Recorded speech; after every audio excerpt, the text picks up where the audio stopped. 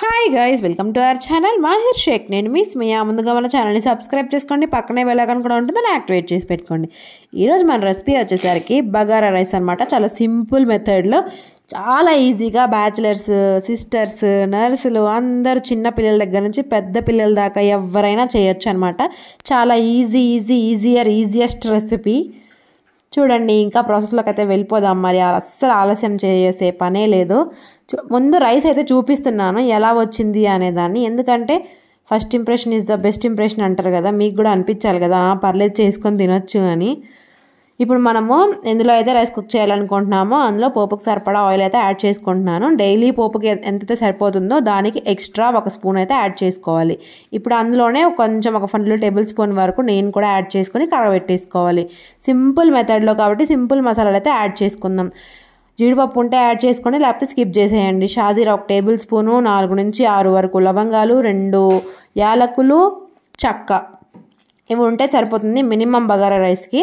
So ఇవంతా ఆ కరిగిపోయిన నెయ్యిలో వేసుకొని బాగా అయితే ఫ్రై చేసేసుకోవాలి. నేను కొంచెం ల్యాగ్ లేకుండా వీడియోని కొంచెం ఫాస్ట్ ఫార్వర్డ్లో అయితే పెట్టేసాను అనమాట, అక్కడక్కడ క్లిప్స్.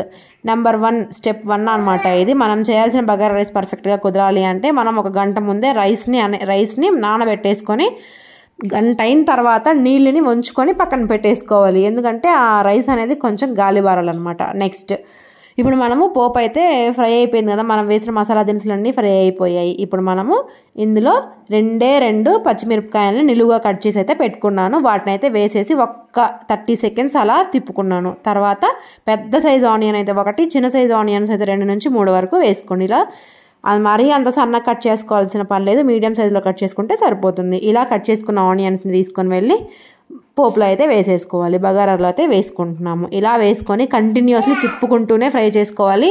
అస్సలు మాడిపోకుండా చూసుకునే బాధ్యత మాత్రం మీదే. తర్వాత ఇలా ఫ్రై అవుతున్నప్పుడు మధ్యలో కొంచెం సాల్ట్ అనేది యాడ్ చేసుకున్నట్టయితే మనం వేసుకున్న ఆనియన్స్ అనేవి కొంచెం బ్రౌనిష్ షేడ్లోకి రావడానికి అవకాశం ఉంటుంది అనమాట. కొంచెం మీ ఫ్లేమ్ కనుక తక్కువ ఉన్నట్టయితే ఇలా మూత పెట్టేసుకొని ఫస్ట్ మగ్గనివ్వండి, తర్వాత ఫ్రై అయ్యేలాగా చేసుకోండి మూత తీసేసి. ఇప్పుడు మనము పోపు ఎప్పుడైతే స్టార్ట్ చేసామో అప్పుడే 1 గ్లాసుకి 2 గ్లాసుల వరకు నీళ్ళని అయితే బాయిలింగ్ అయితే పెట్టేసుకున్నాను. నేను తీసుకున్నవి లూజ్ బియ్యం, అంటే బాస్మతి రైస్లో చాలా రకాలు ఉంటాయి. నార్మల్ లూజ్గా దొరికే బియ్యం కాబట్టి దానికి 1 గ్లాస్కి 2 గ్లాసులు వాటర్ అయితే పడతాయి. ఇప్పుడు మనం పోపు ఫ్రై అయిపోయిన తర్వాత, అదే బగారా అనేది ఫ్రై అయిన తర్వాత ఆనియన్స్ మరీ బ్రౌనిష్ కలర్ రాకముందే 1 ఫుల్ టేబుల్ స్పూన్ వరకు అల్లం వెల్లుల్లి పేస్ట్ని కూడా యాడ్ చేసుకోవాలి. ఇలా యాడ్ చేసుకున్న తర్వాత మొత్తం బగారా మొత్తం కలిసి మంచి గోల్డెన్ కలర్లో అయితే రావాలన్నమాట. ఇలా మంచి గోల్డెన్ కలర్లోకి వచ్చినట్టయితేనే మనం చేసుకునే బగారా రైస్ అనేది పర్ఫెక్ట్ షేడ్ వస్తుంది. తర్వాత ఇందులో కొంచెం ఒక గుప్పెడు అంటే హ్యాండ్ఫుల్ అంతా కొత్తిమీర, కరివేపాకు, కొత్తిమీర, పుదీనా అయితే వేసుకోండి. తర్వాత కొత్తిమీర లేదు మా ఇంట్లో, అందుకే స్కిప్ చేసేసాను.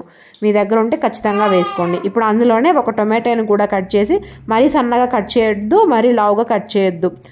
1 టొమాటోలో 6 భాగాలు అయితే చాలన్నమాట. అలా వేసుకున్న తర్వాత 2 నిమిషాలు మూత పెట్టేసుకొని కుక్ చేసుకొని మళ్ళీ ఇలా కలుపుకుంటూ ఫ్రై చేసుకోండి.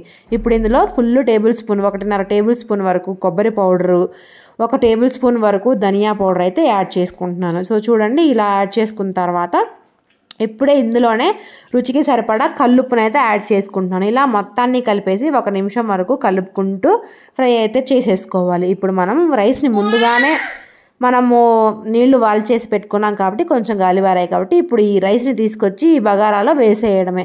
ఇలా వేసిన తర్వాత రైస్ అనేవి పగలకుండా చూసుకోండి, ఎందుకంటే ఎక్కువ అయితే తిప్పొద్దు. ముందే చెప్తున్నాను, స్టెప్ 2 అనమాట ఇది. రైస్ మనము పువ్వులుగా రావాలి అంటే ఎక్కువ కలుపుకోవాల్సిన పని అయితే లేదు. ఎప్పుడైనా నాన్ స్టిక్ వాటిలో యూజ్ చేసుకున్నప్పుడు, నాన్ స్టిక్ బౌల్స్ కానీ గిన్నెలు ఏం కుక్ చేసుకున్నా కానీ అందులో మీరు చెక్క స్పూనే వాడండి. తర్వాత రైస్ అనేది 1 నిమిషం పాటు మూత పెట్టేసి ఒకే 1 నిమిషం కుక్ అవ్వాలన్నమాట ఆ మసాలాలో. తర్వాత మనం ముందుగా 1 గ్లాసుకి 2 గ్లాసులు వాటర్ అయితే బాయిలింగ్కి పెట్టేసాం కదా, అవైతే బాయిలింగ్ వచ్చేసాయి. ఈ రైస్ వేయంగానే ఆ వాటర్ అనేది బాయిల్ అయిన వాటర్ తీసుకొచ్చి ఈ బొగనలో వేసేయడమే. ఇలా రైస్లో వేసుకున్న తర్వాత వెంటనే మనము కుక్ అవ్వడం స్టార్ట్ అయిపోతుంది అనమాట. ఇప్పుడు ఈ స్టేజ్లో ఉన్నప్పుడు మనం ఉప్పుని కూడా ఒకసారి అయితే చెక్ చేసేసుకోవాలి. మూతను పెట్టేసుకొని వాటర్ ఉన్నప్పుడు 2-3 సార్లు కలుపుకుంటే చాలు. వాటర్ ఇంకిపోయే ముందు ఒకసారి అలా కలిపేసుకొని ఇంకా అప్పటి నుంచి మనం ఇంకా దాంట్లో స్పూన్ అనేది పెట్టకూడదు అనమాట. పెట్టినట్టయితే ఇదిగోండి ఇట్లా లైట్గా వాటర్ ఉన్నప్పుడు అలా ఒకసారి కింద నుంచి పై వరకు కలిసేలాగా కలుపుకోవాలన్నమాట బాగా. సో మీకు అన్నీ సరిపోతాయి ఆల్మోస్ట్. మీకు కనుక నెయ్యి సరిపోలేదు అంటే ఈ స్టేజ్లో ఉన్నప్పుడు వేసుకోవచ్చు. చూడండి ఇలా మంచిగా రావాలి బగారా రైస్ అంటే ఖచ్చితంగా బియ్యం అనేది నానబెట్టేసుకోవాలి ఫస్ట్ స్టెప్. రెండో స్టెప్ బాయిలింగ్ వాటర్ వేసుకోవడం రెండో స్టెప్ అనమాట. థర్డ్ స్టెప్ దమ్కి పెట్టేటప్పుడు డబుల్ స్టాండ్ కానీ లేకపోతే పెనం కానీ పెట్టి ఇలా దమ్కి ఇవ్వండి. అప్పుడు చివర్లో దమ్ అనేది బాగా అయితేనే మన రైస్ అనేది పువ్వులుగా బాగా కుదురుతుంది. అసలు మనకు దమ్ అయిందని ఎలా తెలుస్తుంది అంటే ఈ రైస్ అనేవి పైకి నిక్కబొడుచుకున్నట్టు పైకి లెగుస్తాయి అన్నమాట. పైన లేరంత వరకు మనం పట్టుకొని చూస్తే రైస్ అనేది తునిగిపోకూడదు, ప్లస్ మెత్తగా ఉండాలి, ఏ మాత్రం కూడా వాటరీ కంటెంట్ లాగా ఉండకూడదు అనమాట. ఇప్పుడు మన రైస్ అనేది పర్ఫెక్ట్గా కుదిరినట్టు.